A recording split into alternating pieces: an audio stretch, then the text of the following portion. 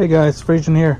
We got a Toyota Matrix 2005 all-wheel drive, and just simple ABS sensors went out, passenger and both rears went out, and so the customer wants all four to be replaced. So we're gonna do the front, then the rear. So let me tell you what's needed for the front.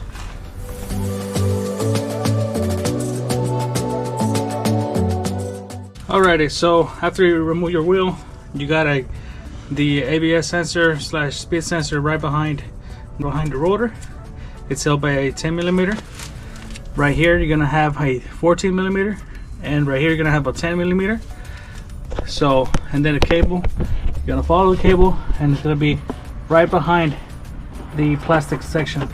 I just disconnected. Okay, so take that off, then take this 10mm off. I already took it off as well. And then down here you're gonna have the other 10. You're gonna have your other 10 right here. After you play with it a little bit, move it around just so it won't break when in its place, and then pull it out, and then just remove that 14 that's down there, and then you can just put your new one in. So this is the front driver side and passenger side.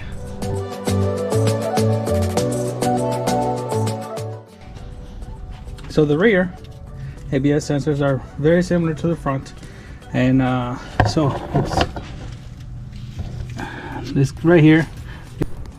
Okay, so you got the number 10 back here holding the ABS sensor, then you got a number 10 nut back here, and then you have another bolt down here with the number 10, and then you have this one right here, that's also number 10. This cover, it's also held by number 10 screws, and then the cable goes right in here. Okay, it goes right into the car. So you go around and just pop this plastic out, remove the weather strip, pop the plastic back out, and you're gonna have the connector right there. So it's hard to get pressure, but anyways, so you're gonna have the connector right there. Okay, so we're gonna go ahead and disconnect it and put the new one in. Okay, so the new one's back in. I put some tight straps. Everything's in there because, as you can see, there's a lot of rust in this car and a lot of those bolts broke off.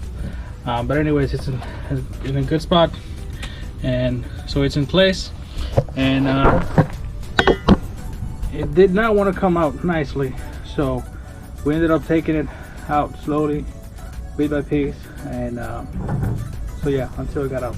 So use a drill or an extractor or anything you got to take that out, and then it will break off by itself.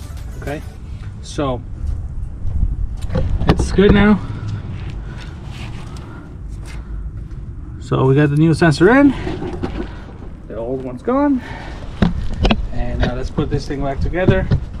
So yeah, all right guys, see you on the next one.